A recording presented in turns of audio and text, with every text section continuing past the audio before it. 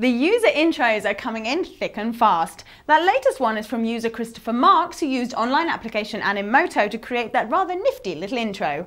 Anyway, it's Friday, yay! The 11th of April. I'm Olivia and this is MoBuzz TV.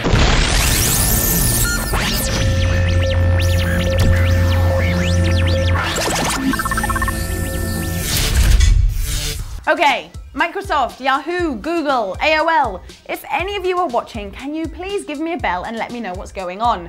I'm really rather confused about all the latest developments in the world of who's buying who and who owns who.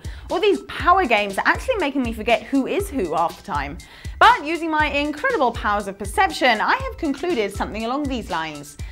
Yahoo and AOL are moving closer to a deal to combine all their internet options, presumably in an attempt to gang up on big bad Microsoft and form their own super cool gang. But Steve Ballmer and co obviously aren't big fans of rejection, as they're apparently in talks with Robert Murdoch's News Corp in order to mount a joint bid for Yahoo. If that happened, then we would be looking at a MSN, Yahoo, MySpace powerhouse. Is all this buying, selling and merging news good, bad or meh? If AOL and Yahoo got together, then it's very likely that Google would get involved on the advertising side, as it already owns a stake in AOL. So the real question is, are we rooting for AOL and Google or Microsoft and News Corp? The shiny, happy, rainbow-coloured team or the big, scary bigwig team? Well, one thing is for certain, the big boys of tech are about to make a very big mess. Speaking of Microsoft, it turns out that they're not really all that bad, despite what I say. It looks like they really do sympathise with the average Joe and his average Joe problems. They're introducing a new web-based service for driving directions that includes software to help users avoid traffic jams. Called ClearFlow, it tries to apply machine learning techniques to the problem of traffic congestion by giving drivers alternative route info. And sometimes that alternative info may appear to be bad. For example, the recommendation to stay on a crowded highway instead of taking a detour, because in the end it will work out quicker. Trying to catch up with a certain Google, aren't we, Mr. Microsoft? Damn that Creative Commons, eh?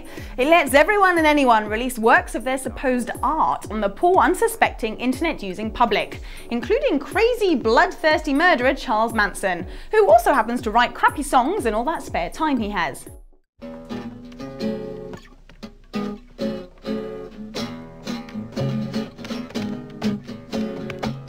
Your home is where you're happy. It's not where you're not free. Your home is where you can be what you are, 'cause you were just born to be. His record One Mind was first released back in 2005, but now under Creative Commons license, all and sundry are free to share and remix the slightly disturbed chap's tracks. I suppose you could say that Manson is following in the footsteps of the likes of Radiohead and Nine Inch Nails, with his forward-thinking approach to music distribution. But I'm not sure Tom York or Trent Reznor would like the comparison.